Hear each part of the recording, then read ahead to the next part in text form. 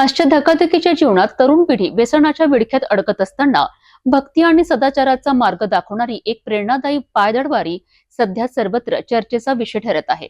Dhamangaon railway ते शेगाव अशी ही पायदळवारी गेल्या तब्बल 13 वर्षांपासून व्यसनमुक्तीचा संदेश देत आहेत। नवीन वर्षाच्या निमित्ताने निघालेल्या या वारीत शेकडो भक्त मोठ्या श्रद्धेने सहभागी झाले आहेत। आजची युवा पिढी विविध व्यसनांच्या आहारी जात असल्याचे चित्र समाजात दिसून येत आहे। अशा परिस्थितीत तरुणांनी व्यसनमुक्त जीवन जगावे, भक्ती मार्ग स्वीकारावा आणि आपले जीवन सुसंस्कृत करावे या उदात्त उद्देशाने धामणगाव रेल्वे ते शेगाव पायदळवारीचे आयोजन गेल्या 13 वर्षांपासून सातत्याने करण्यात येत आहे। नवीन वर्षाच्या पार्श्वभूमीवर धामणगाव रेल्वे येथील शास्त्री चौक स्थित श्री गजानन महाराज मंदिराचे भक्त मित्र परिवार तसेच जय माता दी ऑटो युनियन यांच्या संयुक्त विद्यमाने या पायदळवारीचे आयोजन करण्यात आले आहे।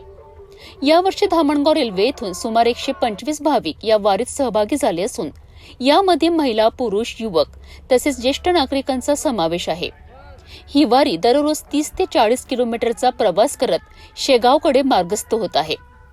वारी दरम्यान वाटेत येणाऱ्या गावांमध्ये व शहरांमध्ये पालखीचे भक्तिभावाने स्वागत केले जाते। स्थानिक नागरिकांकडून भाविकांसाठी राहण्याची, नाश्ता, चहा आणि जेवणाची उत्तम व्यवस्था करण्यात येते।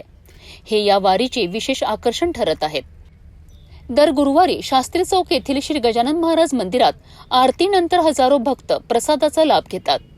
भक्त मित्र परिवाराकडून सामाजिक व धार्मिक उपक्रमही सातत्याने राबवले जात आहे।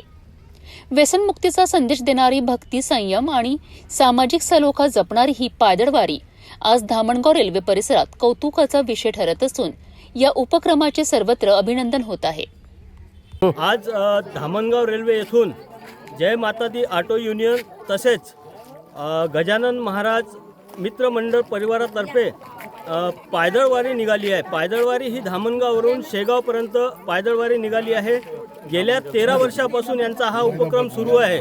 धामणगावपासून तर शेगावपर्यंत हे लोक पैदल जातात आणि यांचा उद्देश असा आहे की नवीन वर्ष जो असतो त्या नवीन वर्षामध्ये काही तरुण व्यसनाच्या अधीन जाते आणि व्यसनांच्या अधीन न जाता भक्ती मार्गाने आपण जायला पाहिजे असा यांचा उद्देश आहे। आपल्यासोबत या वारीचे जे अध्यक्ष आहेत ते आहे, आपण त्यांना विचारू की नेमकं दादा आपण गेल्या 13 वर्षापासून वारी करत आहे तर आपण त्याबद्दल काय सांगू?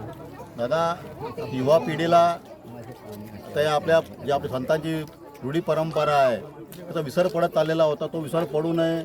नवीन पिढी, नवीन तरुण वर्ग जो आहे संतांच्या परंपरेनुसार चालावा, त्यांच्या मार्गावर चालावा, त्यांचा विचार त्यांनी त्यांच्या विचाराचे अनुसरण करावे या उद्देशाने आणि तरुणाला नववर्षाचं ते हॅपी न्यू इयर न मनवता तरुणांनी किंवा आपल्या सगळं हिंदू बांधवांनी हे नवीन वर्ष भक्ती मार्गाने घालवावा हा त्यामागचा उद्देश आहे। आणि सर्वांना आपला भक्ती मार्ग कळावा, संतांची परंपरा कळत राहावी, ती आपली रूढी परंपरा आहे त्या आपण जपावा हा त्याचा एक उद्देश आहे। आपण धामणगाव निघता तर आपल्याला जायला किती दिवस लागतात? आम्हाला धामणगावतून शेगावपर्यंत जायला 6 दिवस लागतात। आपलं नियोजन कसं असते मग? नियोजन म्हणजे रोजचं नियोजन सकाळी निघणे, दुपारी जे आमचे माऊली भक्त असतात धामणगाव ते शेगावपर्यंतचे त्याच्याकडे नाश्ता, जेवण, पाणी, मुक्काम सगळी व्यवस्था ते सगळे माऊली भक्त करतात आणि त्या सर्वांचा आम्हाला शेगावपर्यंत पोहोचण्यामध्ये मोलाचा वाटा आहे। आपण किती लोक आहात, किती भक्त सोबत आहात? आज आमच्या सोबत जवळजवळ 100-125 भक्त माऊली आणि पुरुष आणि महिला सोबत आहेत। तर नक्की आपण बघू शकता की गेल्या अनेक 13 वर्षापासून ही वारी सतत निघत आहे, कोणताही खंड न पडता।